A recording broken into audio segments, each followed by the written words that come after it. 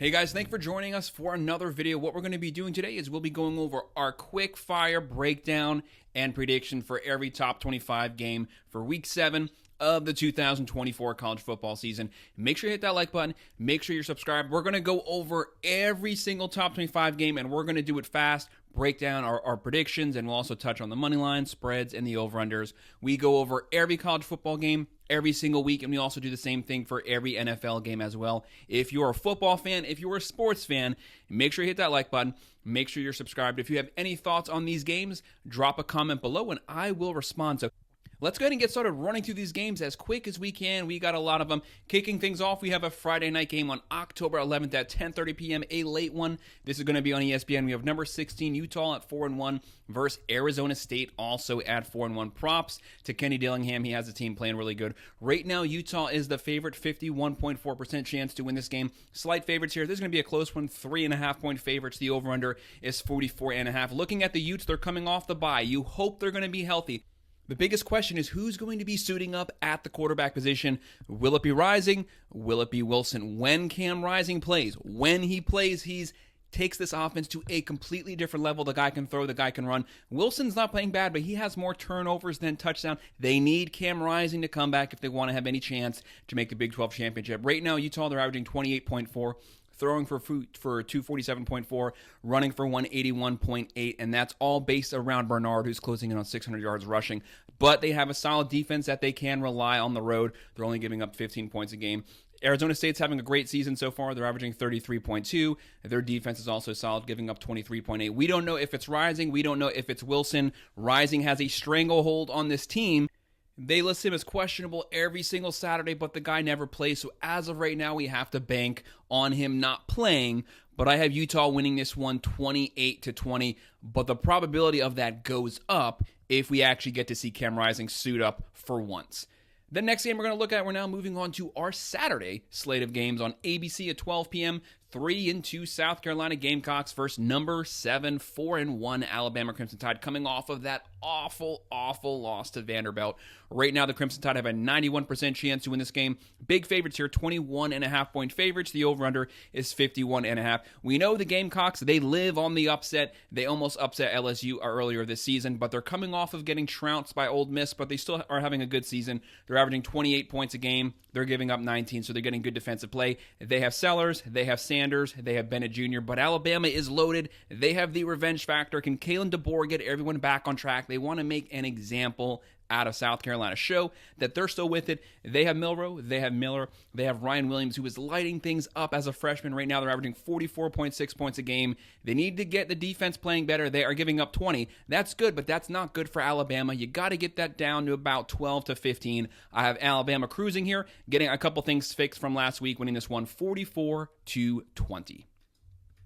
The next game we're looking at on ESPN at 12 p.m., number 10, welcome back to the top 10, Clemson Tigers. They're 4-1. The offense is rolling. They'll be playing 2-3 Wake Forest coming off that win versus NC State. Right now, Clemson big favorites, 87.4% chance to win this game, 20.5-point favorites. The over-under is 61.5. Clemson is rolling on offense.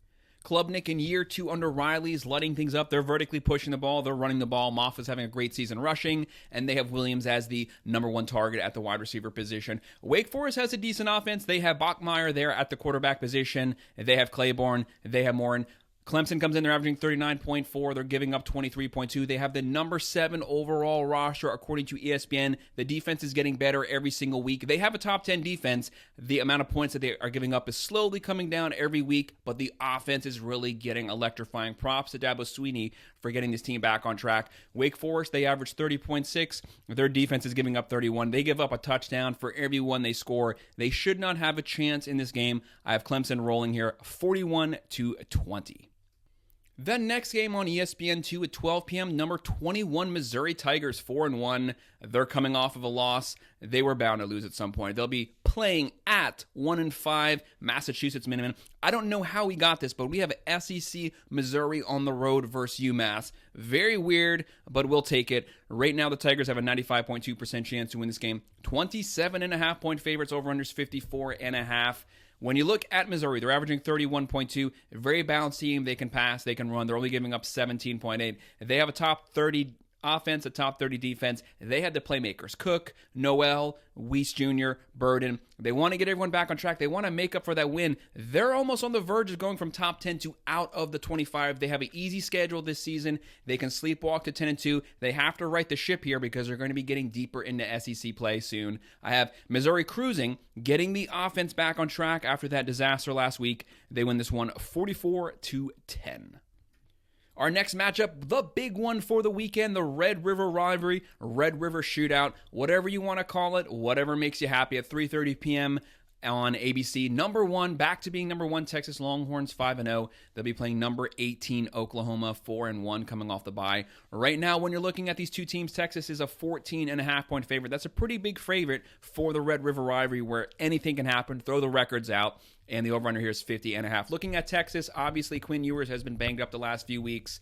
There's no word yet on who's going to be starting at quarterback. Is it Ewers? Is it Manning? Shouldn't matter. This team is so talented, a top 5 overall roster. Whether it's Ewers or Manning, they still have Blue running the ball. They still have Bond. They still have a top 10 defense. They're averaging 45 points a game, throwing for 326.4, running for 191.4. They're only giving up 7 points a game in elite defense. But Oklahoma also has a top 20 defense. Right now, they're averaging 28.6. They're only giving up 16 points a game. They are number 5 in sacks.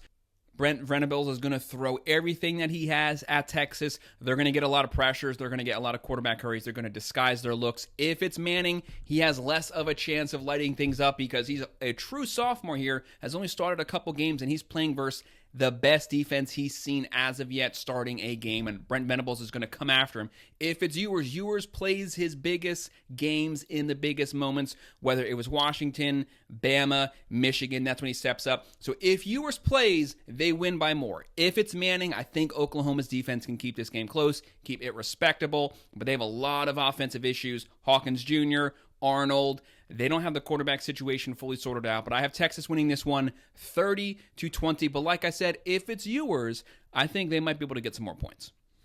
The next one's going to be a really good one. It's one of our Rose Bowl games at 3:30 p.m. on CBS. Number 4, Penn State 5-0. They'll be playing 3-2 USC Trojans coming off of a surprise loss. Lincoln Riley cannot afford to drop to 3-3 down to 500 in the middle of Big Ten play. Right now, USC has a 51.9% chance to win this game.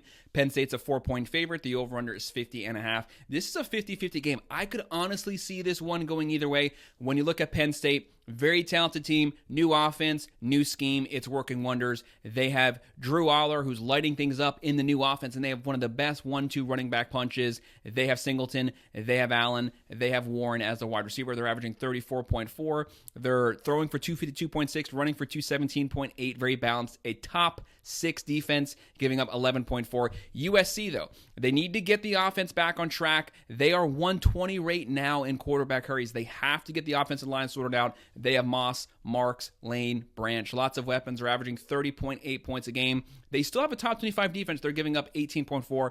Props to DeAnton Lynn for getting the defense sorted out. They're on track. USC has a good defense. That's going to keep them in a lot of these games. They're losing their games. One-possession games. Every game is close. When you have Lincoln Riley, you always have a puncher's chance. I have Penn State winning this one, though. 27-24. But like I said, if USC gets the ball last, I would not be surprised if they win this game also. But I'm going to go with Penn State. Then next game we're looking at 3:30 p.m. on NBC, 2-3 Stanford versus number 11 Notre Dame, 4-10. Notre Dame cannot afford to drop any more games this season. They have that awful loss to NIU. They have to win out. They have to go 11-1 to make the final 12. Notre Dame has a 96.1% chance to win this game. 23-point favorites. Over-under is 48.5. Stanford, they're not bad, but they have too many turnovers. Daniels turns the ball over too much. They're averaging 23 points a game. Their defense is giving up a lot. They're giving up 27.2. Notre Dame, they average 32.4. They are a run-focused team. They have Riley Leonard. They have Love. They're going to run it down Stanford's throat. They're going to get physical. They're going to control the game at the line of scrimmage. And a top 10 defense, only giving up 12.6. For Freeman, they have Al Golden. He's going to be the difference maker. It's going to be the defense and the defensive line. Denbrock has to do more with Riley Leonard. The guy can throw. I've said that for years. But he's a run-focused quarterback. Run the ball. Leonard, Love, 1-2. That should deliver the win. I have Notre Dame winning this one 33-13. Focus on the run game, play solid defense, and the game is yours. The next game we're looking at on 3:30 p.m. on ESPN, 3-2 Cal coming off of that loss to Miami. They'll be playing welcome to the top 25, number 22 Pitt, 5-0. Pitt has a 68.6% chance to win this game. 3.5-point favorites. Over/under is 58.5. Cal, they run, they play good defense. They have a top 25 defense right now. They average 26 points a game, 262 through the air, 131.2 on the ground. Solid defense. They're only giving up 18 points a game. They lead the nation in takeaways. They have 11 interceptions on the season, and Pitt loves to throw the ball. Right now, Pitt, what a great offense for Pat Narduzzi's team. They're averaging 45.6 points a game. They throw for 356. They run for 184. They're averaging 550 yards on offense every single game, and their defense is giving up 25.2 points a game. They have Holstein. He's lighting it up, closing in on 1,600 yards, 15 touchdowns, only 3 picks. Cal plays great defense, but Pitt's offense should be able to overwhelm them. I have Pitt winning this one 34-24 and continuing to roll. The next game we'll be looking at Brett Bielema's team on Fox Sports 1 at 3:30 p.m. 1-4 Purdue, probably the worst team in the Big Ten. They'll be playing number 23 Illinois, the Fighting Illini, 4-1. The Fighting Illini have a 91.9% chance to win this game. Big Big Ten favorites here, 23-point spread. I hate massive in-conference spreads. The over-under here is 48.5. Purdue, they're not good at anything. They only average 18.6 points a game. They give up 36.8. They give up twice as many points as they score. That is not a good recipe for success. The Fighting Illini, solid defensive performance, a very physical team. They're going to run downhill. They're going to have a great defensive line. They're going to be really physical. They're going to dominate the line of scrimmage. They're averaging 27.2. They throw for 233.4, run for 132. Their defense, like I said, top 15. They're only giving up 14.2 points a game. Altmaier is a veteran quarterback. He's not going to make mistakes here. But even if he does, Purdue doesn't have the offense to be able to capitalize on them anyways. I have the Fighting Illini winning this one 30-13. The next one's a Big 12 on Big 12 matchup at 4 p.m. on Fox. 3-2 Arizona playing number 14 BYU, one of our surprise teams, undefeated 5-0.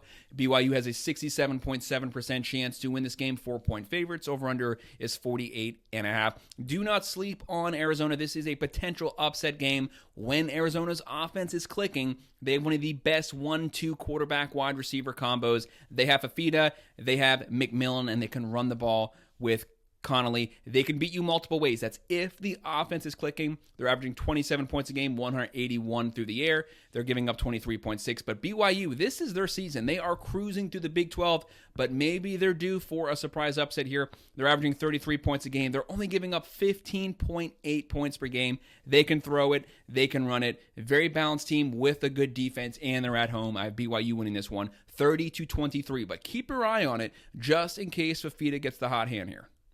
The next game on the SEC Network at 4:15, 1-4 Mississippi State, probably the worst team in the SEC. They'll be playing number 5 Georgia Bulldogs, 4-1. Georgia slowly working their way back up the top 10. Georgia has a 95.2% chance to win this game. 33.5-point favorites, another massive in-conference spread.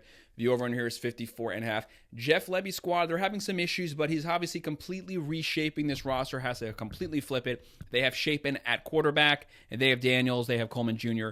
They're averaging 27.4. They're giving up 31.6. That is a lot of points on defense that they give up. Georgia, they have the number 2 overall roster. Right now, they're averaging 32 points a game, and elite defense still giving up only 14.4 points a game. They have the playmakers. They have Beck, they have Etienne, they have Smith. They're throwing for 299.6. They're running for 131.6. That's not good enough for a Georgia team. Georgia needs to get the offensive line going. They have to get the run game averaging more than 130. That's not bad for the average team, but getting deeper into SEC play, you're going to need to get that up to about 150 to 180. That's usually where Georgia sits. Concentrate on the running game. Beck doesn't have to throw for 5,000 yards this season, but I have Georgia cruising here easily, winning this one 42-13. Our next game is one of our SEC rivalry games on ESPN at 7 p.m. 3-2 Florida Gators, who are riding hot right now.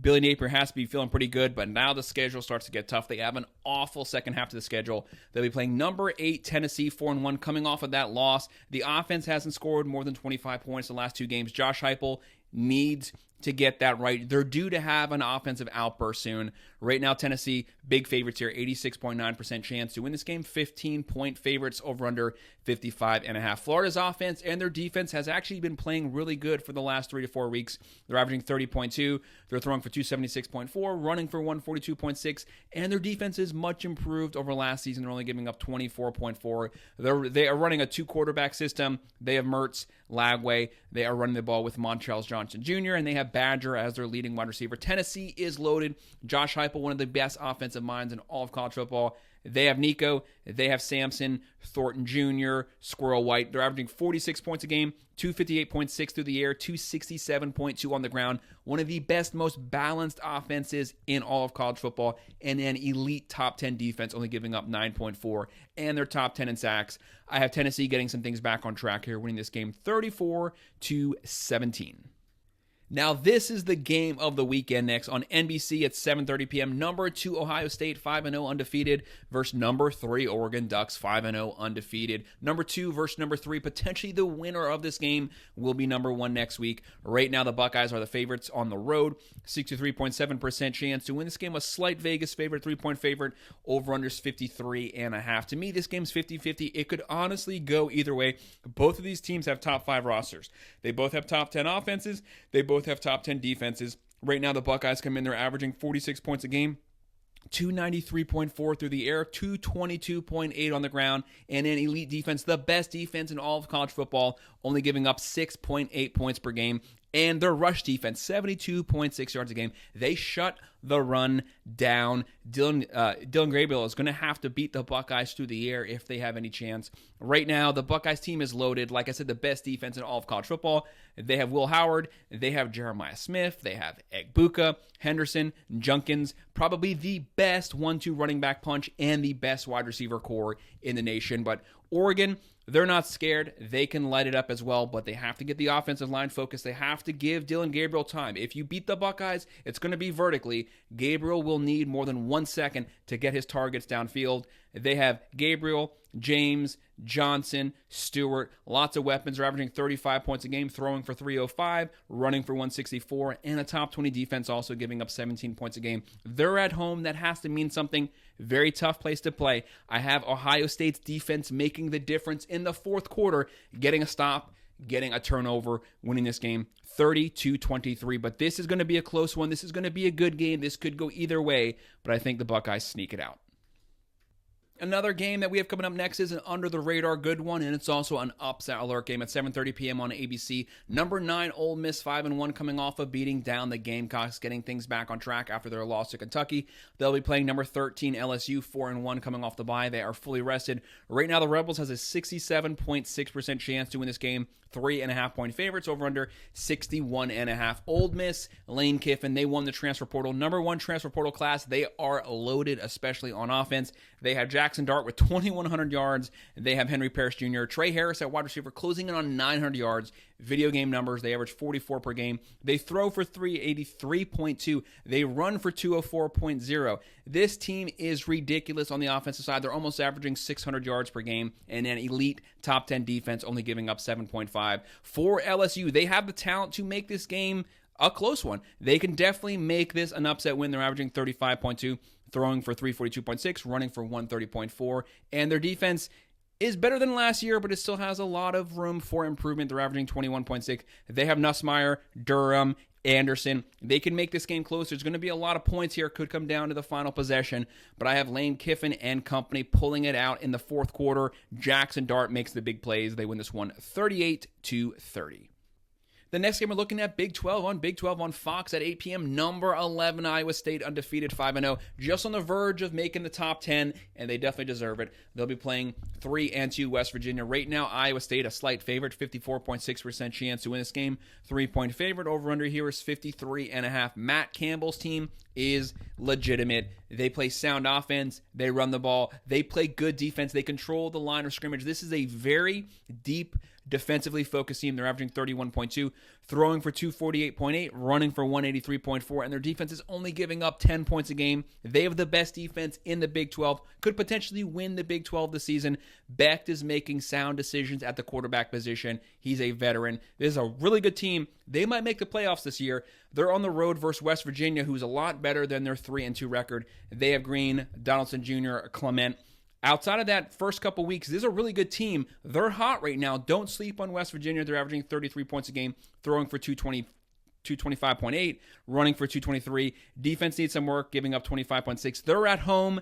I have Iowa State's winning streak ending here. I'm calling upset. West Virginia wins this one 27-24. Could go the other way. I don't want to sleep on Iowa State, but at some point, someone's going to upset them here. But still, everything is in front of them to make the Big 12 championship and potentially the playoffs as well.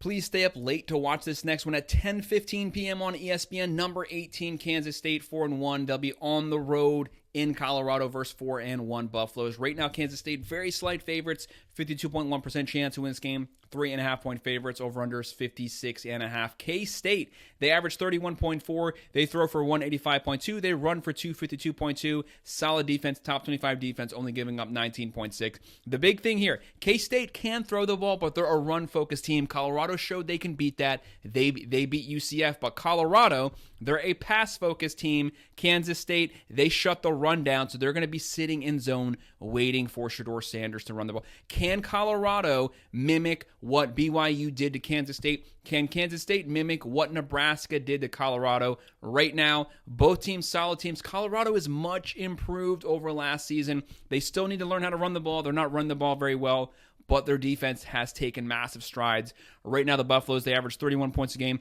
throw for 349. They run for only 80.6, and their defense is giving up 23 points a game. Looking at K-State, they have Johnson, they have Giddens. He's a top 10 running back in the nation, but we know who Colorado has. They have Shedeur Sanders, who might be the number one pick. They have Travis Hunter. They have Horn, a very talented wide receiver core. They can make this game close. It's going to be a physical game. It's going to come down to the fourth quarter. I have Kansas State pulling this off in the end, winning this one on the road 31-27, but this is one of those games I could honestly see going either way. If Colorado pulls it out, I would in no way be surprised also.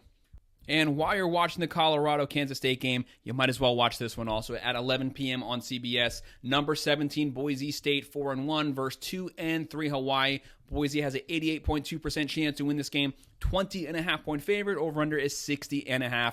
You might as well watch the most electrifying player in all of college football. They have Ashton Jeanty. He's closing in on 1,100 yards rushing. He has 16 touchdowns so far through their first 5 games. Crazy numbers. I've never seen anything like it. They're averaging 50.6 points a game, best in the FBS, throwing for 240, running for 301.2. Their defense needs some work. They are giving up 30 points a game, but when you average 50, you can do that. They'll be playing Hawaii, who averages 24.2. They are giving up 19. Boise State's going to run. They're going to run a lot. Gentry might only play the first half, and he's probably going to have 170 yards. Probably won't even play the second half. He's fast. He's physical. I have Boise State running literally away with this game, winning this one 44-21. So that's our breakdown. That's our predictions and picks for our top 25 Week 7 games. I tried to run through them as quickly as possible for you guys, just so this video wasn't too long. Make sure to hit that like button. Make sure to subscribe. If you have any comments on these games or anything else, drop them below and I will respond. Thank you.